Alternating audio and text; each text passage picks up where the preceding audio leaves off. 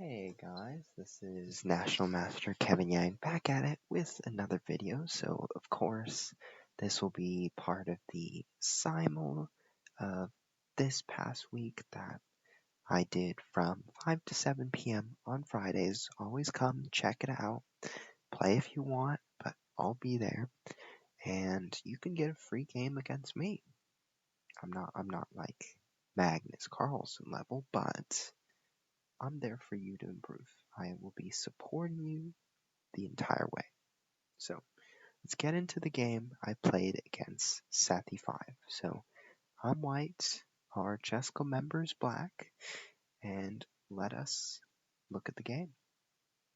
So after e4, e5, knight f3, knight f6, this is what is called the Petrov's defense. The knight takes the opposing pawn, the knight takes the opposing pawn. So here there are multiple continuations. You could either go with the conservative knight c3, and the other knight gets brought out as well to defend the pawns, or you push d4, put more pressure on this pawn. So after d4, knight takes e4, knight takes e5, d6, knight f3, right? Or of course, after d6, there's this clever trick of, should you sack on f7, right? But then there is the idea of queen e7. So you were thinking, okay, after king takes, well then there's this move. It's very hidden. And then after g6, queen d5 check, picks up the knight, checks the king, but that's in a very rare circumstance because after knight takes, queen e7, knight takes h8, knight c3 with the discovery. So let me tell you what I'm talking about. Knight takes f7. Okay, after king takes, we know that there's queen h5 followed by queen d5. And then let's look at queen e7, the winning move, because after knight takes h8, knight c3 check, check on the king, attacking the queen, bye-bye royal queen. So, can't do that. So after d6, people return to f3. After d5, I play bishop d3, castles, get the rook out, play c4, bring the knight out. That's white's goal. Of course, black's goal is to do the same. Bring the bishop out, bring the pawn out, knight, knight, keep the center square. So, it's all about the center, just like all openings. And let's go on, shall we? So, after knight takes e5, the book move is d6. And after knight f3, knight takes e4. And after something like knight c3 or queen e2 will be met by queen e7, and knight c3, well, we'll happily take. So let's keep going.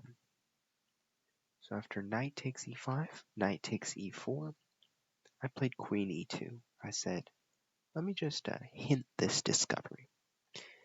And Sethey5 said, let me just hint that discovery as well. So I take the knight first, protect my knight, and after d6, I realize, okay, fair enough.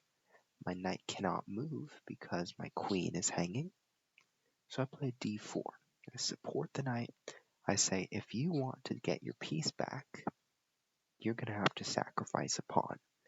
Because look, how there's 7 pawns, right? If you give up this pawn, white will have 7, black will only have 6. So then c5 came, and of course, my first thought about this is it's a good move. It's intuitive. Your goal is to attack the center, try to attack the defender of this pawn, this knight, perfectly fine. However, it was difficult seeing white's next move. The move bishop b5. It disrupted all of black's processes. And I can show you how. After knight d7, let's say blocking, I'm going to play knight c3. And if you take my knight, I'm going to play knight d5 and just go for that fork town.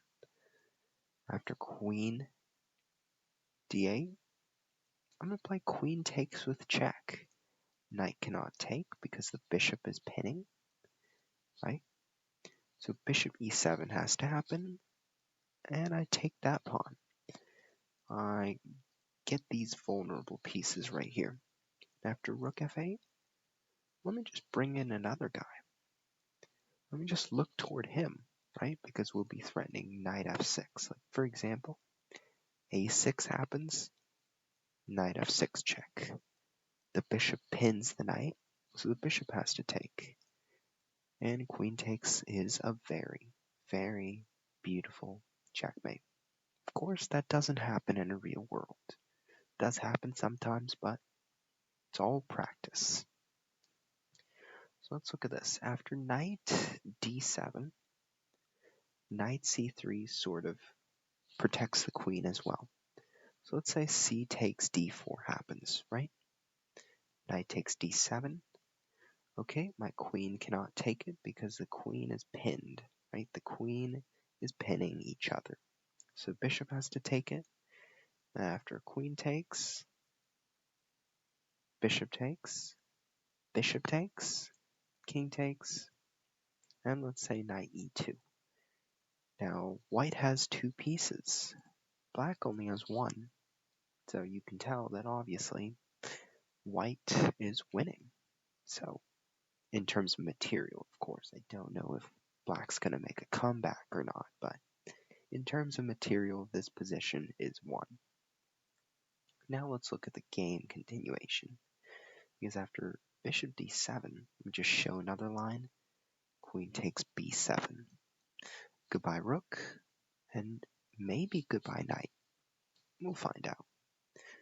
But in the game, Sethey played knight c6, and also gave me rewards as well. So after bishop takes, pawn takes, queen takes, bishop d7, we'll take another one, and bishop, queen takes. So queen has to go back. Take, another family fork. 1 and 2. So you might ask, okay, how do you see this so quickly? Right? How do you know that this is just right there waiting for you? Well, it's all about practice. It's all about the level of recognition. And I can tell you that I am not the prodigy to sort of know instinctively in the back of my head, oh, yeah, there's a fork over there. Like 4 moves later, there's going to be a fork. I'm not that kind of person. I am, I guess, the player who has, seen so much that I know what's coming, right? I've gone through many losses, many wins, and I've sort of known my ins and outs of the game. So after queen d8, I notice, okay, this square is vulnerable after taking. The knight has got eyes on that square. Once the king moves, that's a family fork. It's just those small things, and especially with converting these positions, it's all about bringing everyone into the party, right? So rook in, pawn in, and that is checkmate. So to sum up this game, let me just show you how the Petrov, the book theory goes. So knight takes, d6, knight f3, knight takes e4. Some people play d3, knight f6, d4, d5, bishop d3, bishop d6. Castles, right? And then people play like h3, c6, and the goal for white, claim the e-file, bring the knight in, maybe push c4, but it's all about playing in the center. Just like almost everything, playing in the center. So that's basically my preview for you to the Petrov. But after queen e2, queen e7, black's going to have to give up a pawn, and the right move here is d takes, of course. Just take it, accept it, and then after something like knight c6, well, I'd think about maybe bishop b5, pressure the knight and the king. After bishop d7, knight c3, you could get back with the knight, but guess what? Good old knight d5 places the trick on you. Goes for that, keeps the pressure here, so you can't get it back right away. And after queen takes e5, gotta watch for this trick, but bishop takes c6. The knight is gone. The knight cannot protect the queen anymore. But the bishop now protects the white queen.